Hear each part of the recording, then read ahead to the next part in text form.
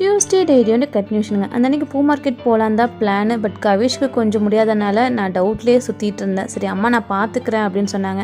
சரின்ட்டு அவரோட வேலையெல்லாம் கொஞ்சம் இருந்தது, அதை முடிச்சு வச்சுட்டு கிளம்பிட்டேன். பூ மார்க்கெட்டில் இறங்கினதுமே பார்த்திங்கன்னா ஆப்போசிட்டில் மட்பாட் கடையெல்லாம் நிறையா இருக்கும். அதில் தான் புதுசாக கலெக்ஷன்ஸ் இருக்கான்னு ஃபஸ்ட்டு பார்த்துட்டு அதுக்கப்புறம் தான் வந்துட்டு பூ வாங்கறதுக்கே கிளம்புனேன். வாங்கிட்டு ரிட்டன் பஸ்ஸுக்கு தான் போகணும்னு நினச்சிட்டு இருந்தேன். எங்கள் வீட்டில் அவர் கொஞ்சம் கால்ஸ்லாம் கேன்சல் ஆயிடுச்சுன்னு சொன்னார். சரி நான் அவரோடவே கிளம்பிட்டேன். அவர் கூட வந்து சும்மாவாக இருப்போம், போய் ஏதாவது ஸ்நாக்ஸ் சாப்பிட்டுட்டு கிளம்பலாம் அப்படின்ட்டு காளான் பேல் கூட இன்றைக்கி வந்து தயிர் வடை மாதிரி ஏதோ மசால் போட்டு கொடுத்தாங்க. அதுவும் ட்ரை பண்ணோம், நல்லா இருந்தது. நெக்ஸ்ட் டே மாங்கல்ய நோம்பு, அதுக்கு கொஞ்சம் திங்ஸ்லாம் எல்லாம் இருந்தது, அதுவும் கொஞ்சம் வாங்கிட்டு வந்துட்டோம். வந்ததுமே சாமி கும்பிட்றதுக்கு ரெடி பண்ணிவிட்டு கவிஷை கூப்பிட்டுட்டு பார்த்திங்கன்னா பத்ரகாளி அம்மன் கோயிலுக்கு போகலாம் அப்படின்னு கிளம்பிட்டோம். கொஞ்சம் சரகடிச்சிட்டு வரலாம் அப்படின்ட்டு. அந்த அன்றைக்கி பௌர்ணமி அப்படிங்கிறனால முன்னாடி சிவன் கோயிலில் நல்லா தரிசனம் கிடச்சிது.